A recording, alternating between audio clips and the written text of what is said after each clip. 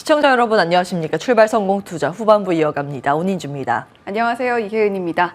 간밤 미증시 CPI에 이어서 PPI 성적표를 받아들었습니다. 어떻게 움직였을까요? 글로벌 원샷 보면서 함께 보시죠. 3대 지수는 혼조세로 마무리를 했습니다만 사실상 상승에 가까운 혼조세였습니다.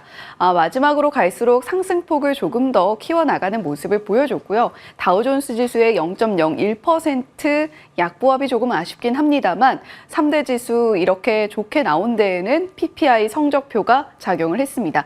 3월 PPI와 근원 PPI 모두 시장 예상치 또는 전월치를 하회하는 모습을 보여주면서 CPI의 충격을 많이 소화를 해내는 모습을 보여줬고요. 시장의 안도감을 더하기도 했습니다. 이와 함께 신규 실업수당 청구 건수도 나왔는데 사실 고용지표보다는 PPI 물가에 조금 더 크게 반응했던 시장이었습니다. 더불어서 30년물 국채 입찰이 있었는데요. 국채 입찰만 좀 잘 진행이 됐더라면 국채금리 수익률이 조금씩 완화되는 모습을 보여줬을 텐데 그러진 못했습니다. 30년물 입찰이 부진하면서 10년물과 30년물, 장기물을 중심으로 국채금리 수익률은 다시 고개를 드는 모습을 보여줬고요. 역의 환율도 다시금 치솟는 모습을 보여줬기 때문에 오늘도 환율 주의해서 보셔야 되겠습니다. 자, 반면에 ECB에서는 금리를 이제 6월이면 우리 인하할 수도 있다라는 시그널을 줬습니다. 라가르드 총재가 연준이 아니라 우리는 데이터를 보고 움직일 것이다. 6월 인하 전망 조금 강화시키는 이야기를 내놨고요. 뉴욕 여는 총재로서 꽤나 큰 발언권을 가지고 있는 윌리엄스 총재도 결국 금리를 인하를 할 것이다. 인상은 고려하지 않고 있다라는 이야기를 내놨습니다. 비트코인 가격은 7만 달러 선에서 계속해서 움직임 나타내고 있고요. 금 가격이 또 한 번 움직이고 있습니다. 1.5%가량 상승하면서 이제 2,380달러도 바라보고 있는 모습입니다. 더불어서 중동의 긴장감이 다소간에 완화되는 모습을 보여주고 있습니다. 이란이 확산을 막기 위한 선에서 이스라엘과 함께 좀 나아가 보겠다라는 이야기를 좀 했고요. 나아가서 미국의 원유 재고가 늘어났다라는 소식이 들려오면서 WTI 원유 선물 85달러 선까지 내려오는 모습도 함께 포착이 됐습니다. 자, 간밤에는 빅테크 종목들이 크게 올랐고요. 그중에 엔비디아도 있었습니다. 다시 900달러 선 회복하는 모습을 보여줬고 이 배경에는 대만 지진이 그렇게 큰 영향을 미치지 않을 것 같다. 공급망에 문제 없다라는 이야기를 내놓은 엔비디아의 영향, 더불어서 계속해서 빅테크들이 내놓고 있는 AI 구상에 역시 1등수 해주는 엔비디아일 수밖에 없다라는 인식이 함께 자리 잡으면서 4% 넘는 오름폭을 보여줬습니다. 자, 애플과 아마존 이야기는 잠시 후에 조금 더 자세하게 짚어보도록 하겠고요. 자, 이제 실적 시즌 다시 개막이 됩니다. 결국에는 M7의 어깨가 다시금 무거워질 거다라는 분석이 나오고 있는데요. 1분기 순이익의 38% 급증세가 M7이 만들어줄 것이고 이로 인해서 실적 성장이 결국에 증시 랠리의 향방을 가를 것이다라는 이야기가 나오고 있습니다. 이번 주 금요일에 이제 금융주들을 중심으로 실적 발표 시작이 되고요. 23일부터 빅테크주들 본격적으로 실적 발표 내놓게 될 텐데 계속해서 주시해 보시면 좋겠고 어닝콜까지도 함께 체크해 드릴 수 있도록 하겠습니다.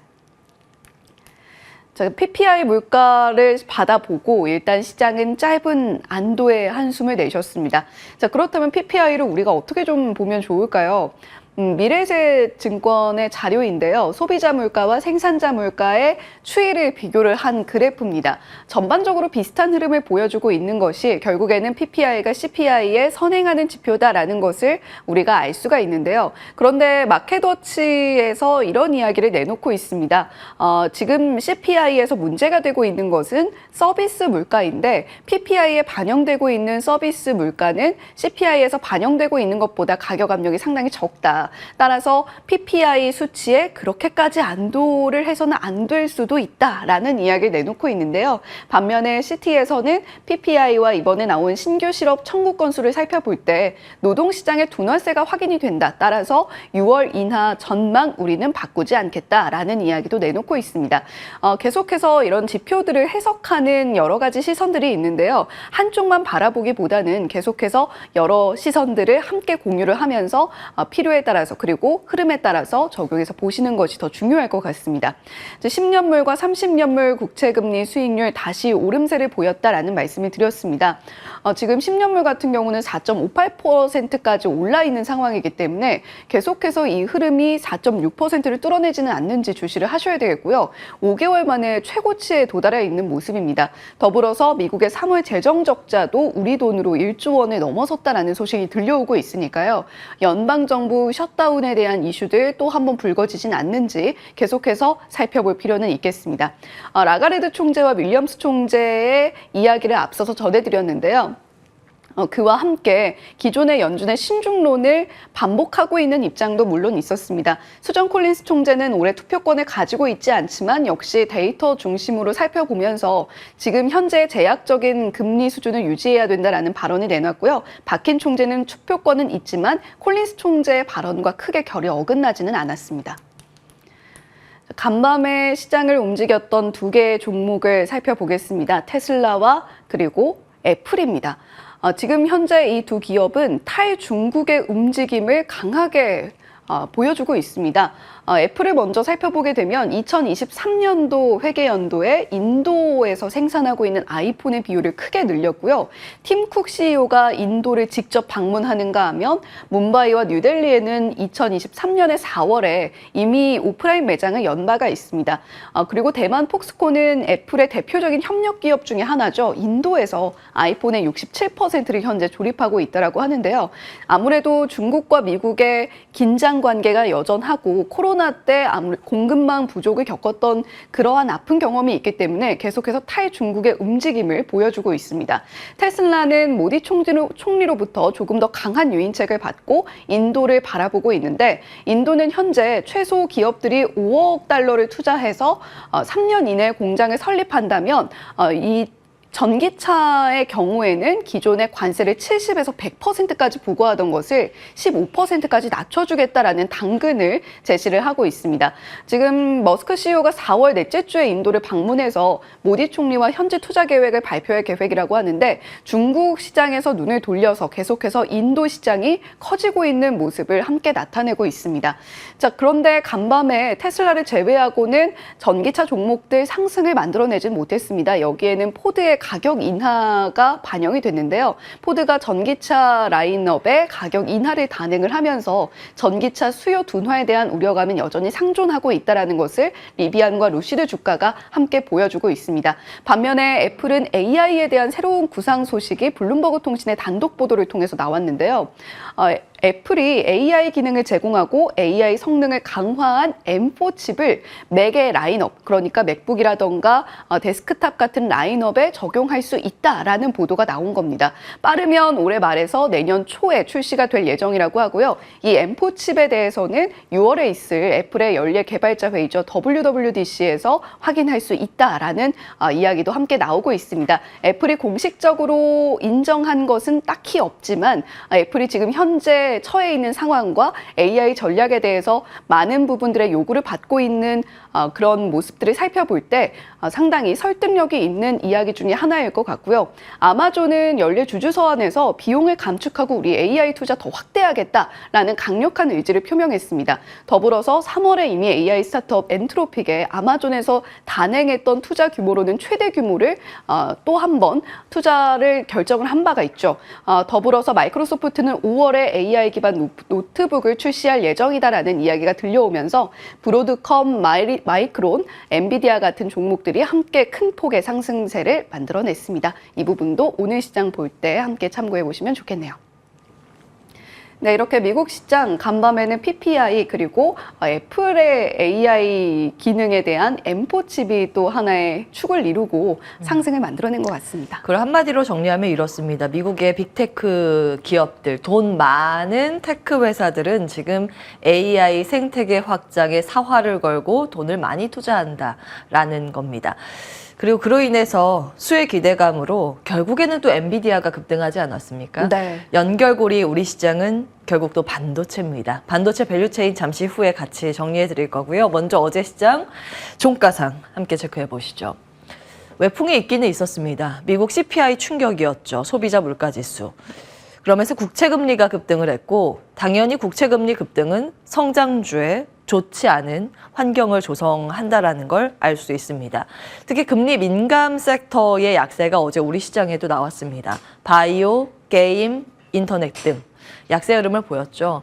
그리고 이런 부분을 영향을 받으면서 시장이 1% 넘게 급락으로 출발이 됐습니다만 결국 보시는 것처럼 코스피는 상승 전환까지 이뤄내면서 마무리가 됐습니다. 총선 결과에 따른 정책 기대 후퇴도 사실 시장의 하방 압력을 가할 만한 요인입니다. 야당이 과반 의석을 차지하면서 정책 불확실성이 확대됐고 어제 좀 자세한 내용 짚어드렸죠. 확실히 그 부분이 밸류업 기대 약화로 이어졌고 금투세 폐지 가능성 불투명으로 이어졌습니다. 보험과 증권업종 2, 3%대의 약세 흐름을 보인 부분 확인해 보실 수 있습니다. 그럼에도 불구하고 또 다른 밸류업 관련 기업인 자동차는 어제 시세 급등을 했다는 걸 확인해 보실 수 있는데요. 수출 데이터가 잘 나와서 그렇습니다. 결국 모든 악재를 숫자가 이긴다는 걸 증명하는 하루였습니다. 자동차, 반도체, 과거에 전자기기, 자동차 해서 전차 군단의 시대가 있었는데 다시 부활하면서 코스피를 상승으로 견인시켜줬습니다. 그리고 이제 정책에 대한 우려감이 원전에도 좀 스며들었는데요. 야당 주요 공약이 R200이죠. 이것이 부각되면서 원전 업계는 불리하게 작용할 전망이 나오면서 원전주 급락했습니다. 개장 중계하면서 관련 내용 좀 자세히 체크해 드렸고요. 자, 어제 우리 시장이 다른 그 외적인 요인보다 좀 잘 버틴 이유 조금 더 자세히 들여다보겠습니다. 앞서 말씀드린 숫자가 모든 것을 이긴다. 수출 데이터입니다. 4월 1일부터 10일까지의 데이터인데 전체 수출 데이터 전년 같은 기간보다 21.6%나 증가했고요. 특히 반도체, 자동차가 수출을 견인했습니다. 자동차 1일부터 10일까지의 기간으로 보면 작년 같은 기간보다 8.6% 증가했고 반도체는 같은 기간 수출 데이터가 45%나 폭증했습니다. 반도체는 삼성전자, SK하이닉스, 투톱뿐만이 아니라 수주 공시가 나왔던 한미반도체는 급등을 했는데요. 잠시 후에 좀 자세한 내용 정리해 드릴 거고요. 자동차는 1분기 기준으로 계산을 다시 하면 수출 데이터 175억 달러로 역대 1분기로 따졌을 때 최대 매출을, 최대 기록을 올렸습니다. 그러면서 자동차 3인방 모두 급등을 했습니다. 금리 인하 지연 우려가 사실은 시장 전반적으로는 좋지 않죠. 그러면서 달러당 원화 가격 급등을 했죠. 근데 외국인들은 우리 시장에 여전히 순매수를 기록했습니다. 어제 코스피만 무려 1조 원 이상의 순매수세를 기록했는데 앞서 말씀드린 수출 데이터 잘 나온 반도체, 전차 군단 외국인이 쓸어 담았습니다. 어제 연기금도 같은 맥락으로 종목이 좀 겹쳤죠. 같은 종목들을 샀고요. 또 특이한 부분, 제가 주황색으로 표시를 했는데 밸류업 기업을 외국인과 연기금이 조금씩 모아갔습니다. 어제 밸류업 기업들 한번 보실까요? 급락 출발을 했습니다. 아무래도 그동안 그 밸류업 프로그램을 밀던 여당의 그 힘이 약화될 것이라는 우려로 인해서 이거 앞으로 잘 정책이 이행될 수 있을까라는 의문점이 발목을 잡으면서 대부분의 종목들이 뭐 6% 이상 급락 출발을 했습니다. 시가고요. 그런데 종가상 봤을 때 양봉, 그것도 장대 양봉을 기록했다는 걸 확인해 보실 수 있습니다. 거의 1%대로 낙폭을 축소했고 심지어 하나금융지주는 보합까지 돌려냈습니다. 여전히 그 메이저 주체의 수급 데이터를 보면 전차 군단과 밸류업에 관심을 가지고 있다는 점 확인해 보실 수 있습니다. 자, 그 밖에 움직였던 반도체 관련 기업들, 뭐 여러 가지 기업이 있습니다. 레거시 기업도 있고 유리기판 테마가 요즘 시장에서 주목을 받기도 하는데 장 마치고 시간 외거래에서 램테크놀로지 유리기판은 좀 상승을 했지만 일부 나머지 유리기판 테마들은 하락세를 보였습니다. 이 종목은 사실 테마성 움직임이 조금 더 짙습니다. 실적이 유리기판 쪽으로 나오지 않고 미래 적용 기술이기 때문에 그런데요. 그렇기 때문에 위든 아래로든 이 가능성이 크게 열려 있다는 점 염두에 두시면서 대응 전략 세우셔야겠고요. 자, 자동차가 좋다 보니 타이어 쪽의 실적도 좋을 거라는 분석 속에서 타이어 관련 기업 그리고 여기에는 따로 기입하지는 않았지만 자동차 부품 기업까지 어제 강세 흐름을 보였습니다. 그 밖에 범 AI 테마주, 반도체, 전력 설비, 구리 전선이 함께 세트로 움직이는데요. 뭐 이제 슈퍼사이클이 도래했다고 볼 수 있겠죠. 이 변압기는 여전히 굉장히 강한 시세를 내고 있습니다. 신고가 영역에 거의 1년 내내 지속이 되는데 과거에 체크해드린 대로 한번 이 변압기 사이클이 교체 주기가 맞닿으면 최소 슈퍼사이클이라고 일컬어지는 게 3년에서 5년 정도 갔다라는 통계치를 말씀드렸습니다. 근데 여기에 AI까지 가세를 하다 보니 정말 강력한 시세가 나오고 있는 상황이고요. 장 마치고 시간외 거래에서 가온전선, HD현대일렉트릭, 대한전선 추가 상승이 나타났습니다. 그 밖에 컨텐츠 기업도 상승을 했고요. 개별주 가운데서 이건 주의하셔야겠습니다. 흥하해운은 8.98% 시외에서 급락했는데 최대 주주 시간 외 대량 매도 이슈 있습니다. 할인율이 14%나 됩니다. 그래서 오늘 좀 하락 출발이 될 것으로 보이고요. 그동안 해운주가 지정학적 리스크 부각으로 인해서 일단 반사수의 기대감으로 테마성 움직임으로 급등을 하지 않았습니까? 그렇기 때문에 이런 이슈는 훨씬 더 민감하게 시장에서 바라볼 수 있을 만한 이슈입니다. 참고해 보시기 바라겠고요. 자, 반도체 이야기 들어가겠습니다. 4월 1일 화면 그대로 가지고 왔습니다. 스타 장비주 우리나라에서 탄생했다라는 점 체크해드렸죠. 한미반도체였습니다. 유일하게 시가총액 10조 원 넘어서는 단 한 종목 한미반도체라는 점 체크해드렸죠. 엔비디아보다 1년 동안 상승한 상승폭이 훨씬 더 크다는 점 기억을 하실 겁니다. 그 이유는 숫자가 깔려있기 때문인데요. 수주 공시가 작년부터 쭉 나왔다는 점, 작년부터 체크해드렸었는데 9월 수주, 10월 수주 공시 내용은 실적에 반영되는 건 올해 4월 달이라는 내용입니다.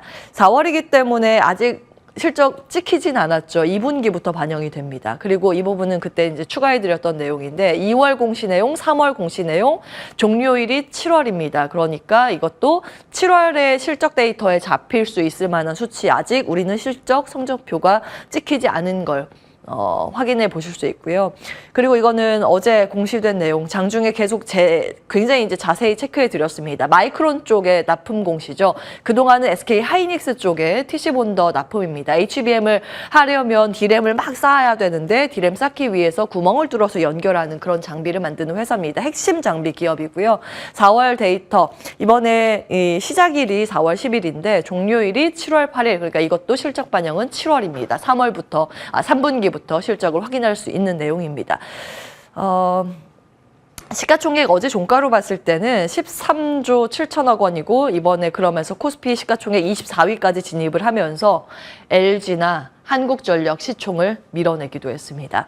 그리고 추가적으로 공시된 내용 어제 장 마치고 ALT 공시 내용인데요. 이 종목을 보자라는 개념이 아니라 지속적으로 지금 반도체 수주 공시가 잇따르고 있다라는 개념으로 정리를 해드리겠습니다. 반도체 테스트용 기계장치인데 수주 공시는 아니군요. 제가 이제 말을 잘못했습니다. 유형자산 취득 결정 자율 공시인데 자산 대비했을 때 한 10% 가까이 들여서 시스템 반도체 테스트용 장비를 취득하겠다라는 내용입니다. 테라다인 외에 세계 회사로부터 거래 상대가 이제 이루어지는데 예정 일자가 2025년 3월 31일입니다. 지금 반도체 쪽에서 물밑 작업이 굉장히 빠르게 이루어지고 있다라는 걸 이를 통해서 힌트 삼아 볼 수 있습니다. 자, 간밤 엔비디아가 또 급등했기 때문에 엔비디아와 같이 볼 수 있는 HBM 밸류 체인들 과거에 정리해드렸던 화면이고요. 최근 들어서는 테마주로 본다면 유리기판 테마가 시세가 좀 나오고 있는 상황이고 차세대 기술이라고 하면 CXL도 같이 움직입니다. 아직 실적이 아주 큰 폭으로 늘어나는 건 아니지만 어찌 되었든 시스템 반도체 라인으로 시장이 주목하게 된다면 이런 IP나 디자인 하우스, 패밀리스 테스트가 주목을 받을 개연성이 있고요. 실적이 찍힐 거라고 기대가 되는 쪽은 이 위쪽입니다. 가래떡과 떡볶이의 미학 과거에 체크해드렸죠. 지금 움직이는 건 GPU, 그러니까 AI 연산 반도체 칩인데 그 연산 반도체 칩을 위해서 기존의 레거시 공정을 다 돌려서 낸드 공정이 많이 축소됐습니다. 그러다 보니까 낸드 가격이 상승하는 효과가 있다는 점 체크해드렸는데 그렇게 레거시 쪽을 본다면 소재 부품 장비 연관해서 볼 만한 기업들 따로 기입이 되어 있습니다. 자, 일본 이야기를 좀 해보겠습니다. 엔화 이야기입니다. 엔화의 가격이 추락하고 있습니다. 엔저라고 하죠. 34년 만에 기록적인 엔저 수준이 어제 나왔습니다. 어제 일본 중앙은행도 놀랐는지 모든 수단으로 대응을 하겠다라는 코멘트도 나옵니다. 1990년 이후 환율이 최고치입니다. 그러니까 이 이후로 엔화의 가치가 가장 크게 떨어졌다는 걸 의미합니다. 미국의 CPI 예상치 상회가 영향을 미친 건데요. 재무성 재무관이 과도한 움직임에 적절히 대응할 것이다. 일단은 구두 개입을 하고 있는 상황입니다. 외환시장 개입 가능성을 시사하는 발언까지 나왔고요. 일단 그런 충격으로 인해서 어제 니케이 지수가 개파락으로 뚝 떨어지면서 출발을 했습니다. 물론 좀 돌려 올라가긴 했는데 그 힘은 우리나라와 결이 비슷합니다. 0.35% 약세로 종가를 썼는데 그 배경은 자동차, 종합상사 등의 수출주의 강세가 있었습니다. 이들이 하드캐리를 해주면서 낙폭을 굉장히 크게 돌려낸 건데요. 결국 아이디어는 이렇게 삼아 볼 수 있습니다. 환율에 대한 부분이죠. 환율 효과를 누릴 수 있는 수출주. 일본은 자동차 종합상사가 거기에 해당이 되고 우리나라는 반도체 자동차가 거기에 해당이 되겠죠. 그 밖에 다른 데이터들이 잡히는 쪽도 추가적으로 분석을 해보셔야 될 것 같고요. 실적 방어주, 자동차, 기계 등이 해당이 됩니다. 지속적으로 아이디어 확장을 하면서 개장 중개하면서 투자 포인트 잡도록 하겠습니다. 당잠사였습니다.